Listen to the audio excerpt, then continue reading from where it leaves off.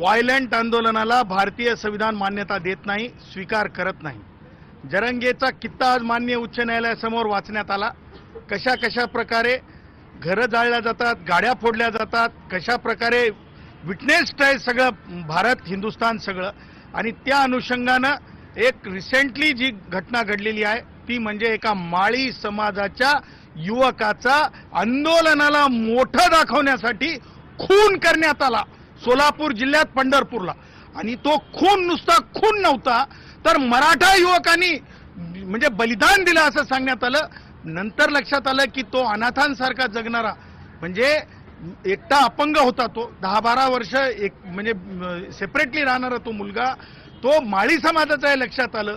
तुम्हाला सांगतो की आदल्या रात्री त्याला तोंडात मुतू म्हणून जाळत फेकतानाचा व्हिडिओ सुद्धा न्यायालयासमोर आणलाय। त्यानंतर सीसीटीव्ही फुटेज आहेत, त्यानंतर 3 फुटावर माणूस फाशी घेऊ शकत नाही हे दिसतंय। त्याच्यानंतर जीभ दाताच्या बाहेर आहे, बाहेर नाहीये, मध्ये आहे। त्याच्यानंतर डोळे बाहेर आलेले नाहीत, फाशी नाही, ती हत्या आहे हे स्पष्ट असताना 100% डंके की चोट पे आलेले आहेत। आणि पोलीस कारवाई करत नव्हते आणि म्हणून आम्ही 2 कारणं घेऊन जरंगे 26ला मुंबईत येणार, जरंगे येऊन मुंबईचं पीस डिस्टर्ब करणार जाहीर सांगताय, शेअर मार्केट टार्गेट करू असं जाहीर सांगताय, मंत्रालय सांकेतिक भाषेत बोलतंय, मंत्र्यांच्या घरात घुसू म्हणताय, आमच्यासारख्यांना जे विरोध करतात त्यांचे घर तर नुसते जळत नाहीत तर मुंबईत परत येऊन दाखवू अशा धमक्या देतात। तुम्ही जे दोन्ही नेमकं हे खरं आहे का सांगणारानं खोटं काय सांगितलंय याबद्दलची मी त्याची शहानिशा सुद्धा करतोय। परंतु मला खात्रीलायक माहिती मिळालेली होती की हे सत्य आहे की ते खूप मोठं षडयंत्र आता रचणार आहेत, कारण मी त्यांना मॅनेज होत नाही, मी त्यांना फुटत नाही आहे। म्हणून काय करायचं तर मग काही मराठा समाजाच्या जीवावर राजकारण करणारे, मराठा समाजाच्या जीवावरती मोठे झालेले, ज्यांच्या दुकानदाऱ्या होत्या ते सगळे बंद पडलेले, हे असंतुष्ट आत्मे म्हणूया त्यांना, हे खूप यांना आतून मी खपत नाही आहे, आतून खूप यांना वाईट वाटतंय त्या गोष्टीचं की हा विषय संपवायला निघाला आहे सगळा आता आरक्षणाचा, आणि यांना आरक्षण हा विषय कायमचा संपू द्यायचा नव्हता असं यांच्या डोक्यात प्लॅनिंग होती असं मला वाटतंय।